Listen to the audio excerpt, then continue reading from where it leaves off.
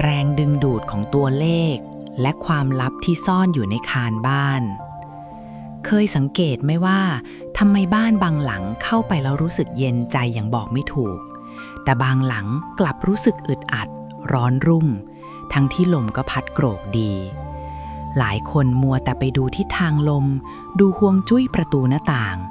แต่กลับมองข้ามสิ่งที่เป็นเหมือนชื่อเรียกของบ้านนั่นก็คือบ้านเลขที่โบราณเขาว่าไว้ว่าตัวเลขไม่ใช่แค่เครื่องหมายบอกพิกัดให้บุรุษไปรษณีย์หาเราเจอแต่มันคือคลื่นพลังงานที่สั่นสะเทือนอยู่ตลอดเวลาตั้งแต่วันแรกที่เราตอกเสาเข็มหรือย้ายสัมมโนครัวเข้าไปอยู่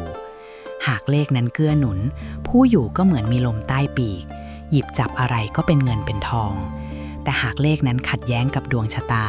ต่อให้ขยันจนตัวตายเงินทองก็รั่วไหลเหมือนเทน้ำลงตะกร้าวันนี้ยายจะพาพวกเราไปแกะรอยปริศนาตัวเลขเหล่านี้ทีละชั้นเพื่อให้รู้ว่าบ้านที่เราสุขหัวนอนอยู่นั้นกำลังนำโชคลาภมาให้หรือกำลังกระซิบเตือนอะไรเราอยู่กันแน่หลายแทงแห่งโชคชะตาเมื่อบ้านไม่ใช่แค่สิ่งปลูกสร้างสวัสดีจ้ะลูกหลานทุกคนมานั่งใกล้ๆยายสิวันนี้อากาศดียายมีเรื่องสำคัญจะเล่าให้ฟังเรื่องที่คนสมัยนี้อาจจะมองว่าขบเคี้ยวได้ยากหน่อยแต่มันคือเรื่องจริงที่คนรุ่นยายพิสูจน์กันมานักต่อนักแล้วเรื่องของบ้านเลขที่ไงล่ะลูกหลายคนอาจจะคิดว่ามันก็แค่ตัวเลขที่ทางการเขาตอกตะปูติดไว้หน้าบ้านแต่ในทางความเชื่อของคนโบราณนั้นตัวเลขแต่ละตัวมีเทวดารักษาและมีแรงสั่นสะเทือนที่ส่งผลต่ออารมณ์สุขภาพและที่สำคัญที่สุดคือกระเป๋าสตางค์ของคนในด้านลองนึกดูนะลูกบ้านคือวิมานของเราคือที่ที่เราใช้เวลาพักผ่อนพลังงานจากบ้านเลขที่มันจะซึมซับเข้าสู่ตัวเราทุกวันเหมือนน้ำที่ค่อยๆซึมเข้าบ่อถ้าตัวเลขเป็นมงคลพลังงานนั้นก็จะเป็นกุศลช่วยประคับประคองเวลาเราตกต่ำและช่วยส่งเสริมเวลาเราดวงดีแต่ลูกหลานรู้ไหมว่าการจะดูว่าบ้านเลขที่นั้นดีหรือไม่เขาไม่ได้ดูแค่ตัวเลขโดดๆที่เห็นด้วยตาเปล่าหรอกนะแต่มันมีวิธีกระเทาะเปลือกตัวเลขเหล่านั้นออกมาให้เห็นเนื้อในที่แท้จริงคนโบราณท่านสอนยายมาว่าบ้านเลขที่แต่ละหลังมีรหัสลับที่ต้องถอดออกมาด้วยการนำตัวเลขทั้งหมดมาบวกกันจนเหลือเลขตัวเดียวตัวเลขตัวสุดท้ายนี่แหละที่เป็นหัวใจหลักเป็นประธานใหญ่ที่จะบอกว่าบ้านหลังนี้เย็นหรือร้อนแต่ก่อนจะถึงจุดนั้นอยากให้ลูกหลานเข้าใจก่อนว่าพื้นฐานของเลขแต่ละตัวมันมีความหมายในเชิงจิตวิทยาซ่อนอยู่ด้วยอย่างเลข1มันคือความเป็นผู้นำความโดดเดี่ยวหรือเลข2คือความอ่อนหวานและการพึ่งพากันความเชื่อเหล่านี้ไม่ได้เกิดขึ้นมาลอยๆหรอกลูกแต่มันเกิดจากการสังเกตพฤติกรรมของผู้คนที่อาศัยอยู่ในบ้านเลขที่ต่างๆกันมานับร้อยนับพันปีจนกลายเป็นตำราที่ตกทอดมาถึงหูยายในสมัยที่ยายยังเป็นสาวพ่อของยายเคยเล่าให้ฟังว่าบ้านไม้เรือนไทยหลังเก่าของเราเลขที่มันตกเลขที่ไม่ค่อยเกื้อหนุนเรื่องโชคลาภเท่าไหร่นักช่วงนั้นที่บ้านทำมาค้าขายอะไรก็นิ่งสนิทเหมือนน้ำในคลองช่วงหน้าแล้งพ่อเลยใช้วิธีแก้เคล็ดตามแบบฉบับคนโบราณที่ไม่ได้ใช้เงินสักบาทแต่ใช้ความเข้าใจในธรรมชาติเข้าช่วยซึ่งยายจะค่อยๆเผยเคล็ดลับพวกนี้ให้ฟังไปทีละตอนแต่สิ่งที่ยายอยากให้ลูกหลานจำไว้ให้มั่นก่อนจะฟังเรื่องต่อไปคือบ้านเลขที่มันเปลี่ยนยากแต่วิธีปรับใจและปรับพลังงานในบ้านนั้นทำได้ง่ายกว่ามากการที่พวกเรามานั่งฟังยายอยู่ตรงนี้ยายถือเป็นบุญสัมพันธ์นะลูกเพราะเรื่องที่ยายจะเล่าต่อจากนี้มันไม่ใช่แค่เรื่องงมงายเรื่องตัวเลขแต่มันคือการเข้าใจจังหวะของชีวิตผ่านสัญลักษณ์ที่เราเรียกกันว่าตัวเลขบ้านเลขที่เตรียมใจไว้ให้ดีนะลูกเพราะเลขแรกที่ยายจะพูดถึงในตอนหน้าคือเลขที่ทรงพลังที่สุดแต่ก็นำพาความเหนื่อยยากมาให้ผู้อยู่ไม่น้อยเลยทีเดียวถ้าบ้านใครบวกออกมาแล้วได้เลข1แล้วก็หูผึ่งไว้ให้ดีเชียวละรหัสหมายเลข1พลังแห่งอาทิตย์อุทัยกับบททดสอบแห่งความเป็นผู้นำมาต่อกันเลยนะลูกหลานเมื่อกี้ยายค้างไว้ที่เรื่องการรวมเลขใช่ไหมล่ะสมมุติบ้านเลขที่ของลูกคือ123/45ลูกก็เอา1 + 2 + 3 + 4 + 5ได้เท่ากับ15แล้วก็เอา1 + 5มาบวกกันอีกทีจนได้เลข6แบบนี้เป็นต้นนะลูกแต่สำหรับใครที่รวมแล้วได้ผลลัพธ์เป็นเลข1ฟังยายให้ดีๆเลข1คือเลขของพระอาทิตย์ความหมายของมันคือความยิ่งใหญ่ความเป็นหนึ่งและความสว่างไสวบ้านที่ตกเลข1ส่วนใหญ่จะเป็นบ้านที่มีเจ้าของเป็นคนมีความสามารถสูงเป็นหัวหน้าคนหรือเป็นคนที่ต้องแบกภาระของครอบครัวเอาไว้บนบ่าเพียงลำพัง พลังของพระอาทิตย์นั้นรุนแรงและร้อนแรงนะลูกบ้านหลังนี้จะส่งเสริมให้ผู้อยู่มีความทะเยอทะยานมีชื่อเสียงเกียรติยศใครเห็นใครก็เกรงขามแต่มันมีเงาซ่อนอยู่ใต้ความสว่างนั้นเสมอโบราณท่านว่าที่สูงมักลมแรงคนที่อยู่บ้านเลขหนึ่งมักจะรู้สึกโดดเดี่ยวเหมือนไม่มีใครเข้าใจบางทีคนในบ้านก็นิสัยใจร้อนใส่กันเหมือนเปลวแดดกลางเที่ยงวันลูกหลานลองสังเกตดูสิบ้านเลขหนึ่งมักจะมีเรื่องให้ต้องตัดสินใจอยู่ตลอดเวลาเจ้าของบ้านจะรู้สึกว่าหยุดนิ่งไม่ได้ต้องถีบตัวเองขึ้นไปข้างหน้าเสมอจนบางครั้งก็ลืมรดน้ำพรวนดินความสัมพันธ์กับคนข้างๆในเชิงจิตวิทยานั้นเลขหนึ่งกระตุ้นให้คนเกิดความเชื่อมั่นในตัวเองสูงซึ่งมันดีในการทำงานนะลูกแต่ในบ้านความเชื่อมั่นที่สูงเกินไปมันจะกลายเป็นทิฐิการที่ยายบอกว่าเลขนี้เตรียมรับทรัพย์ก้อนโตสำหรับบ้านที่บวกได้เลขหนึ่งนั้นมันหมายถึงโชคลาภที่มาจากการงานและการขยายตัวอย่างรวดเร็วแต่มักจะเป็นลาภดิบคือได้มาแล้วต้องรีบจัดการให้ดีไม่อย่างนั้นมันจะละลายหายไปกับค่าใช้จ่ายที่เกิดจากความหน้าใหญ่ใจโตวิธีแก้สำหรับบ้านเลขหนึ่งที่รู้สึกว่าร้อนเกินไปใหญ่แนะนำให้หาน้ำมาช่วยดับร้อนจ้ะไม่ใช่แค่เอาน้ำมารดพื้นนะลูกแต่หาอ่างบัวเล็กๆหรือน้ำพุตั้งโต๊ะมาวางไว้ทางทิศตะวันออกเฉียงใต้ของบ้านให้เสียงน้ำไหลช่วยกล่อมเกลาจิตใจที่ว้าวุ่นและที่สำคัญที่สุดคือการปลูกไม้ใบเขียวชอุ่มเพื่อลดทอนความแรงของแสงอาทิตย์พลังงานสีเขียวจะช่วยให้เลขหนึ่งดูนุ่มนวลขึ้นกลายเป็นผู้นำที่มีเมตตาไม่ใช่ผู้นำที่บ้าอำนาจแต่ลูกหลานเอ๋ยความลึกลับของตัวเลขมันไม่ได้จบแค่นั้นหรอกเลขหนึ่งน่ะแค่จุดเริ่มต้นของความร้อนแรงแต่ถ้าบ้านใครบวกออกมาแล้วได้เลข2แล้วก็เรื่องราวจะเปลี่ยนไปคนละขั้วเลยทีเดียวจากพระอาทิตย์ที่แผดเผาจะกลายเป็นพระจันทร์ที่นุ่มนวลแต่ระวังนะลูกความนุ่มนวลนี่แหละที่บางครั้งก็ซ่อนความเศร้าและหนี้สินที่มองไม่เห็นไว้ได้อย่างแนบเนียนที่สุดอยากรู้ไหมล่ะว่าเลข2จะส่งผลต่อชีวิตความเป็นอยู่ของพวกเรายังไงเดี๋ยวตามยายมาฟังต่อในตอนหน้านะลูกมนต์ขลังหมายเลข2ความนุ่มนวลของดวงจันทร์ที่ซ่อนหยาดน้ำตาและกระแสเงินไหลเวียนถ้าบ้านหลังไหนบวกเลขทุกตัวแล้วได้ผลลัพธ์เป็น2ไม่ว่าจะเป็นเลขที่บ้านเพียวๆหรือบวกจากรหัสไปรษณีย์ตามตำราบางเล่มแต่หลักๆคือเลขที่บ้านเรานี่แหละลูกเลข2คือตัวแทนของดวงจันทร์ในทางโหราศาสตร์ไทยท่านว่าดวงจันทร์คือแม่คือผู้หญิงคือความอ่อนหวานและความเมตตาบ้านหลังนี้มักจะเป็นบ้านที่ดูอบอุ่นมีแขกใบใครมาเสมอเพราะเจ้าของบ้านใจดีเหมือนแม่สีเรือนใครเดือดร้อนมาก็มักจะยื่นมือเข้าไปช่วยจนบางทีลืมดูไปว่าตัวเองก็กำลังจะจมน้ำเหมือนกันลูกลองสังเกตดูนะบ้านที่ตกเลข2มักจะมีบรรยากาศที่ค่อนข้างนิ่งแต่เป็นความนิ่งที่มีความไหวอยู่ข้างในเหมือนผิวน้ำในตุ่มที่ดูสงบแต่พอลมพัดผ่านก็เกิดระลอกคลื่นคนในบ้านนี้มักจะเป็นคนที่มีจินตนาการสูงมีอารมณ์ศิลปินรักสวยรักงามและให้ความสำคัญกับความรู้สึกเหนือเหตุผลพลังของเลข2จะส่งเสริมเรื่องการเจรจาการประสานงานและงานที่ต้องใช้ความละเอียดอ่อนถ้าใครทำอาชีพค้าขายแบบใช้ปากเป็นเอกหรือทำงานบริการบ้านเลข2จะหนุนนำให้ลูกค้าเมตตาเอ็นดูเป็นพิเศษเลยล่ะลูกแต่สิ่งที่ยายอยากให้ระวังไว้ให้มั่นสำหรับคนอยู่บ้านเลข2คือเรื่องอารมณ์จ้ะความที่เป็นพลังดวงจันทร์อารมณ์คนในบ้านจะขึ้นลงตามข้างขึ้นข้างแรมได้ง่ายเหลือเกินวันนี้ดีกันปานจะกลืนกินพรุ่งนี้อาจจะงอนกันเรื่องไม่เป็นเรื่องได้ง่ายๆและที่สำคัญที่สุดคือเรื่องหนี้สินลูกหลานเอ๋ยเลข2มันคือเลขของน้ำมีทั้งน้ำขึ้นและน้ำลงเงินทองในบ้านเลข2จึงมักจะมีลักษณะไหลเข้าซ้ายจ่ายออกขวาเก็บเงินเป็นก้อนได้ยากเหลือเกินเพราะมักจะมีเหตุให้ต้องควักกระเป๋าช่วยคนนั้นทีคนนี้ทีหรือบางทีก็ใจอ่อนซื้อของปรนเปรอความสุขชั่วครั้งชั่วคราวเพื่อให้หายเศร้ายายจำได้ว่าสมัยก่อนมีน้องสาวของเพื่อนยายคนหนึ่งบ้านเขาบวกได้เลข2พอดีเป๊ะเลยลูกเขาเป็นคนขยันมากนะทำขนมขายได้เงินเป็นกอบเป็นกำแต่แปลกที่เงินไม่เคยเหลือติดบัญชีเลยพอได้เงินมาปุ๊บญาติพี่น้องก็มาขอยืมบ้างแฟนก็มาขอไปลงทุนบ้าง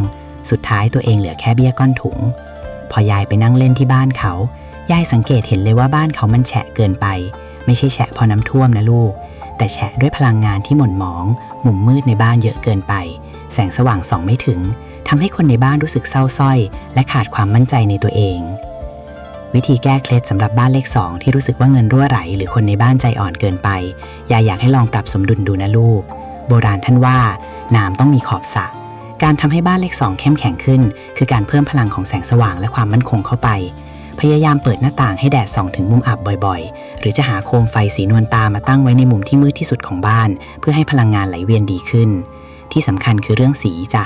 บ้านเลข2ควรมีโทนสีเหลืองอ่อนหรือสีครีมเพื่อเสริมความอบอุ่นที่บวกและช่วยประคองอารมณ์ให้คงที่ไม่ไหวเอ็นไปตามคำพูดคนอื่นง่ายเกินไปอีกอย่างที่สำคัญคือเรื่องทางน้ำในบ้านลูกหลานเอ๋ยบ้านเลข2ถ้ามีน้ำรั่วซึมตรงไหนต้องรีบซ่อมทันทีนะลูกอย่าปล่อยให้หยดแหมะทิ้งไว้เชียวเพราะนั่นคือสัญลักษณ์ของเงินที่ไหลออกและน้ำตาที่จะตามมาถ้าลูกดูแลน้ำในบ้านให้สะอาดนิ่งและเย็นบ้านเลข2จะกลายเป็นขุมทรัพย์แห่งความเมตตาใครเห็นก็อยากอุดหนุนอยากช่วยเหลือแล้วทรัพย์ก้อนโตที่ยายจ่าหัวไว้มันจะมาจากเสน่หาของผู้ใหญ่ที่มองเห็นความดีงามในตัวลูกนั่นแหละ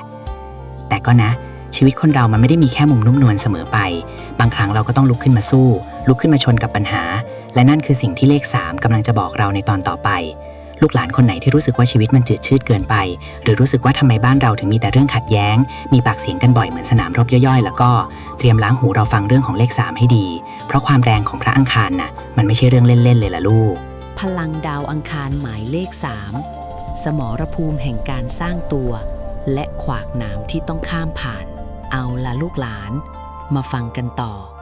เรื่องของเลข3นี่บอกเลยว่าหนังคนละม้วนกับเลข2เมื่อกี้เลยนะลูกถ้าเลข2คือนางเอกผู้อ่อนหวานเลข3ก็คือนักรบผู้กล้าหาญนั่นแหละใครที่บวกเลขที่บ้านออกมาแล้วได้เลข3ฟังยายให้ดีๆนะเพราะเลขนี้คือตัวแทนของดาวอังคารดาวแห่งการต่อสู้พลังงานความขยันและความวู่วามในเวลาเดียวกันบ้านที่ตกเลข3มักจะเป็นบ้านที่ไม่เคยหลับไหลลูกหลานลองสังเกตดูสิบ้านหลังนี้มักจะมีกิจกรรมทำตลอดเวลาคนในบ้านมักจะขยันขันแข็งอยู่ไม่นิ่งต้องหาอะไรทำหยิบจับโน่นนี่อยู่เสมอถ้าเป็นร้านค้าก็มักจะเป็นร้านที่ขายดีแบบวุ่นวายมีคนเข้าออกพลุกพล่านพลังของดาวอังคารส่งผลให้ผู้อยู่อาศัยมีแรงขับเคลื่อนสูงมากเหมาะสำหรับคนที่กำลังเริ่มสร้างเนื้อสร้างตัวคนที่ต้องการพลังในการฝ่าฟันอุปสรรคเพราะบ้านเลข3จะไม่มีคำว่ายอมแพ้อยู่ในพจนานุกรมเลยล่ะแต่ลูกเอ๋ยดาบมันมี2ด้านเสมอพลังที่รุนแรงของเลข3มักจะมาพร้อมกับความร้อนโบราณท่านว่าบ้านเลข3คือบ้านนักรบย่อมมีบาดแผลเป็นธรรมดาคนในบ้านนี้มักจะคุยกันเสียงดังหรือบางทีก็คุยกันดีๆไม่เป็นชอบใช้คำพูดประชดประชันหรือผงผางใส่กันจนเกิดเรื่องบาดหมางใจกันได้ง่ายยิ่งถ้าทิศทางบ้านไม่ดีหรือมีสิ่งของมีคมวางระเกะระกะนะลูกเอ๋ยอุบัติเหตุเล็กๆน้อยๆอย่างมีดบาดเดินชนนั่นชนนี่จะเกิดขึ้นบ่อยจนน่ารำคาญใจเลยล่ะยายเคยเจอเคสหนึ่งลูกหลานที่รู้จักกันมายายช่วยดูบ้านให้บ้านเขาบวกได้เลข3พอดีเป๊ะแล้วเชื่อไหมว่าคนในบ้านนั้นแทบจะไม่เคยกินข้าวพร้อมหน้ากันเลยเพราะต่างคนต่างยุ่งต่างคนต่างมีทิฐิสูงเวลาเจอกันทีไรก็เหมือนมีเชื้อไฟรอปะทุอยู่กลางบ้านพ่อก็แรงลูกก็ร้อนสุดท้ายบ้านที่ควรเป็นที่พักผ่อนกลับกลายเป็นสนามรบที่ทุกคนอยากจะหนีออกไปข้างนอกนี่แหละคืออาถรรพ์ของเลข3ที่ถ้าเราไม่รู้จักวิธีดับร้อนมันจะเผาผลาญความสุขในครอบครัวจนหมดสิ้นในเชิงจิตวิทยานั้นพลังของดาวอังคารคืออะดรีนาลีนที่พุ่งพล่านลูกเอ๋ยคนที่อยู่บ้านเลข3จะรู้สึกเครียดโดยไม่รู้ตัวเพราะร่างกายและจิตใจมันตื่นตัวอยู่ตลอดเวลาวิธีแก้ที่ง่ายที่สุดและได้ผลดีที่สุดที่คนโบราณท่านสอนไว้คือการใช้สีเขียวและรูปทรงที่โค้งมนเข้ามาช่วยจ้ะ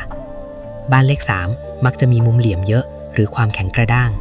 ให้ลูกลองหาต้นไม้ใบใหญ่ๆสีเขียวเข้มมาวางตามมุมบ้านหรือหาของตกแต่งที่มีลักษณะกลมมนมาประดับไว้พลังสีเขียวจะช่วยดูดซับความร้อนแรงของดาวอังคารให้กลายเป็นความสดชื่นแทนและที่สำคัญที่สุดนะลูกหลานคนไหนที่อยู่บ้านเลข3แล้วอยากรับทรัพย์ก้อนโตจากเลขนี้ลูกต้องใช้ความขยันให้ถูกที่เลข3ไม่ชอบคนขี้เกียจถ้าลูกมัวแต่นอนอืดอยู่บ้านพลังดาวอังคารจะหันมาทำร้ายตัวลูกเองด้วยการทำให้เจ็บป่วยหรือเกิดอุบัติเหตุแต่ถ้าลูกลุกขึ้นมาทำมาหากินลุยโปรเจกต์ใหม่ๆพลังของเลข3 จะผลักดันให้ลูกสำเร็จได้เร็วกว่าคนอื่นเป็น10 เท่าเงินทองที่ได้มาจากเลข3มักจะเป็นเงินก้อนใหญ่ที่ได้จากการชนะการแข่งขันหรือการได้งานประมูลชิ้นใหญ่ๆนั่นเองแต่อย่าเพิ่งตกใจไปนะลูกชีวิตมันมีจุดสมดุลเสมอหลังจากที่เราผ่านสมรภูมิของเลข3มาแล้วตอนหน้ายายจะพาไปรู้จักกับเลข4เลขแห่งสติปัญญาและการเจรจาพารวยซึ่งเป็นเลขที่คนทำธุรกิจโหยหากันนักหนาแต่มันก็มีกับดักที่น่ากลัวซ่อนอยู่เหมือนกันนะลูกใครที่บ้านเลขที่บวกได้4หรือมีเลข4เยอะๆเตรียมตัวฟังให้ดีเพราะความรวยที่มาจากคำพูดมันมีเคล็ดลับที่ต้องแลกมาด้วยอะไรบางอย่างพลังแห่งดาวพุธหมายเลข4วาทศิลป์พารวยกับดักของคำลวงยายจะพาพวกเราก้าวเข้าสู่โลกของการสื่อสารโลกของคนที่ใช้สติปัญญาและวาทศิลป์เป็นอาวุธถ้าบ้านหลังไหนบวกเลขรวมกันได้เลข4ฟังยายให้ดีๆนะลูกเพราะนี่คือเลขของพระพุทธเทพแห่งการเจรจาและการค้าขายบ้านที่ตกเลข4มักจะเป็นบ้านที่ไม่เคยเงียบเหงาเสียงพูดคุยเสียงหัวเราะหรือแม้แต่เสียงเครื่องมือสื่อสารจะดังอยู่ตลอดเวลาบ้านหลังนี้มักจะเป็นที่รวมตัวของญาติสนิทมิตรสหายหรือเป็นศูนย์กลางของการส่งต่อข่าวสารข้อมูลต่างๆลูกหลานลองสังเกตดูนะคนที่อยู่บ้านเลข4มักจะเป็นคนที่มีไหวพริบปฏิภาณดีเยี่ยมหัวไวเข้าสังคมเก่งและที่สำคัญคือปากพาตัวรวยจ้ะงานที่เกี่ยวกับการขายการเจรจาต่อรองหรือการเป็นนายหน้าประสานงานจะรุ่งโรจน์มากในบ้านหลังนี้พลังของพระพุทธจะช่วยดึงดูดโอกาสใหม่ๆเข้ามาผ่านคำพูดและการติดต่อสื่อสารถ้าลูกขยันออกไปพบปะผู้คนหรือขยันนำเสนอสินค้าผ่านช่องทางต่างๆในบ้านหลังนี้ทรัพย์ก้อนโตที่หวังไว้ก็อยู่ไม่ไกลเกินเอื้อมหรอกลูกแต่ลูกเอ๋ยเหรียญมันมี2 ด้านเสมอพลังของพระพุทธนั้นเหมือนสายลมที่พัดผ่านไปมาไม่หยุดนิ่งบางครั้งมันก็นำพาความวุ่นวายมาสู่บ้านเลข4ได้ง่ายเหลือเกินเรื่องที่ต้องระวังที่สุดคือเรื่องสัจจะและการนินทาโบราณท่านเตือนไว้ว่าบ้านเลข4ถ้าคนในบ้านพูดจาไม่สร้างสรรค์พูดเพ้อเจ้อหรือนินทาว่าร้ายคนอื่นพลังมงคลจะหดหายกลายเป็นพลังงานลบที่ย้อนกลับมาทำลายตัวเองได้ง่ายๆความวุ่นวายจากคำพูดจะนำพาคดีความหรือความขัดแย้งที่ยืดเยื้อมาสู่ครอบครัวและที่น่ากลัวคือความไม่มั่นคงทางอารมณ์เพราะความคิดมันแว่งไหวเกินไปจนบางทีทำตามไม่ทันกลายเป็นคนจับจดทำอะไรไม่สุดสักอย่างยายจำได้ว่าเมื่อก่อนมีบ้านหลังหนึ่งในระแวกใกล้เคียงบ้านเล็กที่บวกได้4พอดีเป๊ะเลยลูกเจ้าของบ้านเป็นคนพูดเก่งมากขายของเก่งจนใครๆก็ชมแต่แปลกที่เขาไม่เคยมีความสุขจริงๆเลยเพราะในบ้านมีแต่เรื่องจุกจิกกวนใจมีข่าวลือเรื่องคนนั้นคนนี้ลอยเข้าหมูตลอดเวลาจนคนในบ้านระแวงกันเองนี่แหละคือเงาของพระพุทธที่ลูกหลานต้องระวังวิธีแก้เคล็ดที่ยายอยากจะบอกเพื่อให้บ้านเลข4เข้มแข็งและดึงดูดทรัพย์อย่างยั่งยืนคือการหากลิ่นหอมมาช่วยจ้ะบ้านเลข4ควรจะมีความสะอาดและกลิ่นที่สดชื่นอยู่เสมอโดยเฉพาะบริเวณประตูหน้าบ้านที่เป็นจุดรับพลังงานการสื่อสาร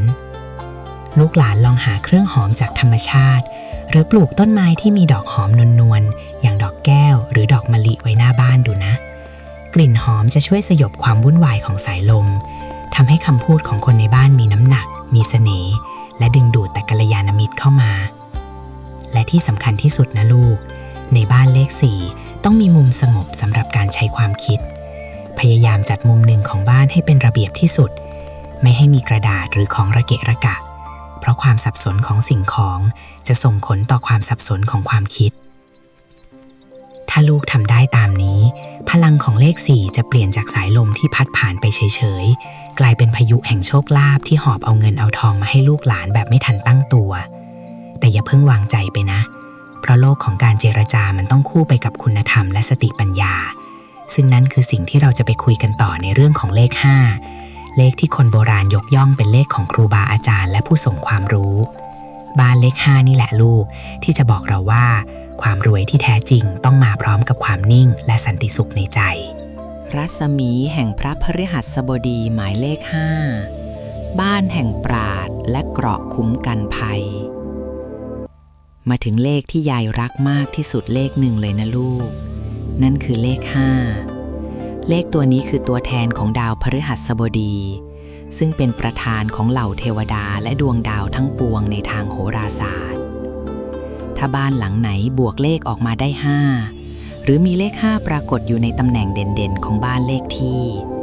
ยายขอแสดงความยินดีด้วยนะลูกเพราะนี่คือบ้านที่เปี่ยมไปด้วยบารมีและความคุ้มครองบ้านเลข 5 มักจะมีบรรยากาศที่สงบเยือกเย็นและดูขรึมขลังในที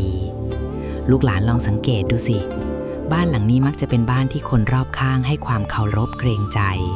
หรือมักจะมีผู้ใหญ่แวะเวียนมาหาเพื่อขอคำปรึกษาพลังของดาวพฤหัสบดีส่งเสริมเรื่องสติปัญญาคุณธรรมและความยุติธรรมคนที่อยู่บ้านหลังนี้มักจะมีดวงชะตาที่แคล้วคลาดปลอดภัยมีสิ่งศักดิ์สิทธิ์คุ้มครองเวลาเกิดปัญหาอะไรขึ้นมามักจะมีอัศวินม้าขาวหรือผู้ใหญ่ยื่นมือเข้ามาช่วยได้อย่างปาฏิหาริย์เสมอทรัพย์ก้อนโตของบ้านเลข 5จึงมักไม่ได้มาจากความโชคดีชั่วข้ามคืนแต่มักจะมาจากความเชื่อถือและการวางแผนที่รอบคอบจ้ะคนทำงานสายวิชาการหมอครูนักกฎหมายหรือแม้แต่คนที่ทำงานใช้คิดเยอะๆจะรุ่งเรืองมากในบ้านเลข 5พลังงานที่นี่จะช่วยให้สมองปลอดโปร่งมีสมาธิและตัดสินใจได้อย่างแม่นยำแต่ลูกหลานเอ๋ยพลังของครูบาอาจารย์บางทีมันก็มาพร้อมกับความดื้อดึงนะลูกคนที่อยู่บ้านเลข 5ต้องระวังเรื่องการยึดติดกับความคิดของตัวเองมากเกินไปบางทีก็เคร่งครัดจนเกินงามกลายเป็นคนจู้จี้จุกจิกหรือที่คนโบราณเรียกว่าแก่เกินวัยนั่นแหละลูกมันทำให้บรรยากาศในบ้านบางครั้งดูตึงเครียดเหมือนนั่งอยู่ในห้องเรียนตลอดเวลายายมีเรื่องเล่าจากคนรู้จักคนหนึ่งเขาอยู่บ้านเลข 5มานานบ้านเขาสะอาดสะอ้านเป็นระเบียบเป๊ะทุกกระเบียดนิ้วแต่เขากลับรู้สึกว่าลูกหลานไม่ค่อยอยากกลับบ้านเพราะเขามักจะสอนมักจะเตือนด้วยความหวังดีจนกลายเป็นการบ่นนี่แหละคือพลังของเลข 5ที่ถ้าเราใช้ไม่เป็นมันจะกลายเป็นกำแพงกั้นกลางระหว่างคนในครอบครัวอีกเรื่องที่ต้องระวังสำหรับบ้านเลข 5คือเรื่องสุขภาพที่เกี่ยวกับกระดูกเส้นประสาทหรือความเครียดสะสมเพราะคนบ้านนี้มักจะแบกโลกไว้ทั้งใบด้วยความคิดของตัวเองวิธีเสริมดวงและแก้เคล็ดให้บ้านเลข 5เป็นขุมทรัพย์ที่เต็มไปด้วยความสุขคือการเพิ่มพลังแห่งชีวิตเข้าไปลูกหลานเอ๋ยบ้านเลข 5ไม่ควรจะนิ่งจนเกินไปจนดูเหมือนศาลาวัดลองหาดอกไม้ที่มีสีสันสดใสมาปักแจกันหรือหาตู้ปลาที่มีน้ำไหลเวียนและปลามีชีวิตชีวามาตั้งไว้จะช่วยลดความแข็งกระด้างของดาวพฤหัสบดีลงได้และที่สำคัญที่สุดคือตู้หนังสือหรือหิ้งพระจ้ะบ้านเลข 5ต้องดูแล2จุดนี้ให้สะอาดและดูเด่นเสมอเพราะมันคือแหล่งรวมพลังงานด้านบวกของเลขนี้ถ้าลูกหลานดูแลบ้านเลข 5ให้มีความสมดุลระหว่างความรู้และความเมตตาทรัพย์ก้อนโตจะไหลมาเทมาในรูปแบบของลาภลอยจากการทำความดีหรือโปรเจกต์ใหญ่ๆที่อาศัยความเชื่อใจเป็นหลักแต่เชื่อไหมลูกว่าแม้จะมีสติปัญญาดีแค่ไหนมนุษย์เราก็ยังโหยหาความสุขสำราญและความรักอยู่ดีซึ่งนั่นคือสิ่งที่จะพรั่งพรูออกมาในเลข 6เลขแห่งดาวศุกร์ที่ใครเห็นก็ต้องหลงเสน่ห์ใครที่กำลังมองหาโชคลาภจากความบันเทิงหรือความรักเตรียมล้างหูรอฟังเรื่องของเลข 6ในตอนหน้าให้ดีเพราะมันสวยงามแต่ก็มีหลุมพรางที่หอมหวานซ่อนอยู่มนต์เสน่ห์แห่งดาวศุกร์หมายเลข 6สุนทรียภาพแห่งการกินดีอยู่ดีและกับดักของกิเลสที่หอมหวานลูกหลานเคยสังเกตไหมว่าบ้านบางหลังพอก้าวเท้าเข้าไปแล้วเรารู้สึกถึงความละมุนละไมกลิ่นหอมจางๆของดอกไม้หรือการจัดบ้านที่ดูสุนทรีสบายตานั่นแหละคือลักษณะเด่นของบ้านเลข 6พลังของดาวศุกร์จะดึงดูดให้คู่อยู่อาศัยเป็นคนรักสวยรักงามมีรสนิยมดีและมักจะมีโชคลาภดั่งใจปรารถนา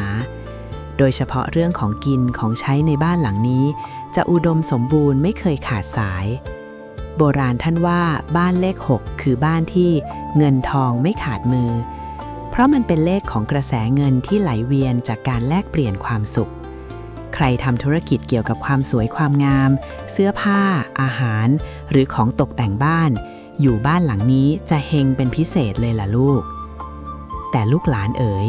พลังที่เต็มไปด้วยกามารมณ์และสุนทรียภาพแบบนี้มันก็มีเงาที่น่ากลัวซ่อนอยู่เหมือนกันนะในทางจิตวิทยาและจิตวิญญาณพลังของเลข 6 ถ้ามีมากเกินไปจะทำให้คนในบ้านกลายเป็นคนรักสบายจนเกินงาม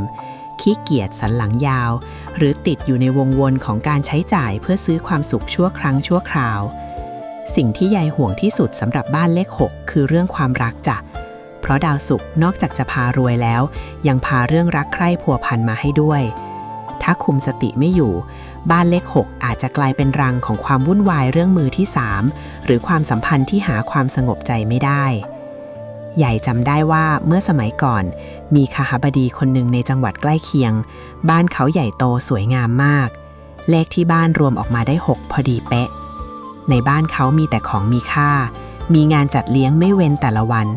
แต่เชื่อไหมลูกว่าข้างในนั้นร้อนอุไปด้วยไฟแห่งกิเลสคนในบ้านแข่งแย่งชิงดีชิงเด่นกันด้วยภาพลักษณ์ภายนอกจนสุดท้ายเงินทองที่ว่ามั่งคั่งก็ค่อยๆรั่วไหลไปกับการพนันและการมั่วสุมนี่แหละคือบทเรียนที่ยายอยากบอกว่าทรัพย์ก้อนโตจากเลข 6 นั้นมาง่ายแต่ถ้าใจเราไม่นิ่งพอมันก็ไปง่ายดายเหมือนลมพัดวิธีแก้เคล็ดสำหรับลูกหลานที่อยู่บ้านเลข 6แล้วรู้สึกว่าเงินไหลออกไปกับความบันเทิงเยอะเกินไปหรือรู้สึกว่าคนในบ้านเริ่มฟุ้งเฟ้อใหญ่แนะนำให้ใช้พลังแห่งความเรียบง่ายเข้าช่วยนะลูกแม้ดาวศุกร์จะรักความงามแต่ความงามที่ยั่งยืนคือความงามที่สะอาดตาลองจัดบ้านให้มีความโปร่งมีอากาศถ่ายเทดีๆอย่าให้ของรกสะสมโดยเฉพาะในห้องครัวและห้องน้ำซึ่งเป็นจุดศูนย์รวมของพลังงานการเงินและสุขภาพความสะอาดจะช่วยกรองพลังงานที่ฟุ้งเฟ้อให้กลายเป็นความอุดมสมบูรณ์ที่มั่นคงและที่สำคัญที่สุดสำหรับบ้านเลข 6คือการหางานอดิเรกที่สร้างสรรค์มาทำร่วมกันในบ้านลูกเอ๋ยไม่ว่าจะเป็นการปลูกดอกไม้การวาดเขียนหรือการทำอาหารสุขภาพเพื่อเปลี่ยนพลังงานกิเลสให้กลายเป็นพลังงานแห่งการสร้างสรรค์ถ้าลูกทำได้แบบนี้บ้านเลข 6 ของลูกจะเป็นแม่เหล็กดึงดูดเงินทองจากความเมตตาเอ็นดูของผู้คนใครเห็นเขาก็อยากสนับสนุนอยากมอบโอกาสดีๆให้ทรัพย์ก้อนใหญ่ที่ลูกรอคอยจากการร่วมหุ้นลงทุนหรือลาภจากการเสน่หาจะวิ่งเข้าหาลูกเองโดยไม่ต้องเหนื่อยแรงเลยแต่ลูกหลานจ๋าความสุขสบายของเลข 6มันอาจจะดูเหมือนสวรรค์บนดินแต่ชีวิตคนเรามันต้องมีบททดสอบที่แข็งแกร่งกว่านั้นซึ่งเลขต่อไปที่ยายจะเล่าให้ฟังคือเลขที่หลายคนหวาดกลัวนักหนาเป็นเลขของความอดทนความเหนื่อยยากและความเก่าแก่นั่นคือเลข 7เลขของดาวเสาร์ที่ใครหลายคนมองเป็นเลขอาถรรพ์แต่ในสายตายายมันคือเลขของมหาเศรษฐีผู้มั่นคงที่ซ่อนตัวอยู่ในคราบของคนยากลำบากใครที่ชีวิตตอนนี้รู้สึกเหมือนแบกภูเขาไว้บนอกฟังตอนหน้าให้ดีเพราะเลข 7อาจจะเป็นกุญแจสำคัญที่เปลี่ยนชีวิตลูกไปตลอดกาลพลังพระเสาร์หมายเลข 7ภูเขาแห่งความอดทนและสมบัติโบราณที่รอการขุดค้นเรื่องที่จะเล่าต่อไปนี้มันค่อนข้างจะหนักแน่นและขรึมขลังสักหน่อยเพราะเรากำลังจะพูดถึงเลข 7เลขที่ใครหลายคนพอเห็นผลรวมบ้านเลขที่ตัวเองออกมาเป็น 7แล้วก็ถึงกับหน้าถอดสีเพราะในตำราส่วนใหญ่มักจะบอกว่าเลข 7คือเลขของความทุกข์ระทมความเหนื่อยยากและการพลัดพรากแต่ฟังยายนะลูกในโลกของความเป็นจริงไม่มีเลขไหนเลวร้ายไปเสียหมดหรอกทุกอย่างมีวาระและเวลาของมันเลข 7คือตัวแทนของดาวเสาร์ในทางโหราศาสตร์ไทยท่านเป็นเทพเจ้าแห่งความเพียรและความอดทนบ้านเลข 7มักจะเป็นบ้านที่ดูมีความขลังมีความเก่าแก่หรือตั้งอยู่ในที่ดินที่สืบทอดกันมาหลายชั่วอายุคนพลังของดาวเสาร์ส่งผลให้คนในบ้านเป็นคนจริงจังกับชีวิตทำงานหนักและมีความรับผิดชอบสูงมากบ้านหลังนี้ไม่ใช่บ้านของคนขี้เกียจลูกหลานเอ๋ยแต่มันคือบ้านของนักสู้ที่กัดฟันสร้างตัวจากศูนย์จนมีฐานะมั่นคงดั่งขุนเขา